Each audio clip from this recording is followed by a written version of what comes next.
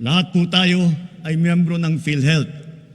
Pinataas at pinaganda na rin natin ang mga benepisyo, lalo na para sa mga karamdaman na laganap dito sa ating bansa. Kapag kayo po o ang inyong kapamilya ay may sakit sa puso, huwag po kayong mag-alala.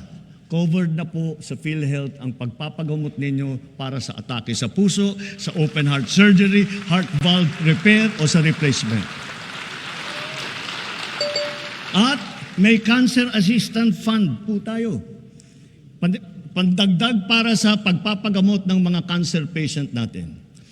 May pondo rin para sa bakuna laban sa human papilloma virus na nagiging sanhi ng maraming klase na cancer.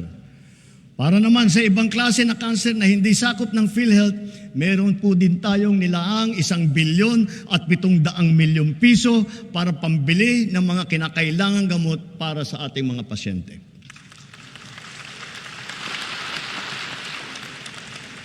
Sa mga nagdadialysis, ang mga session ninyo na 3 beses sa 1 linggo, libre na sa buong taon.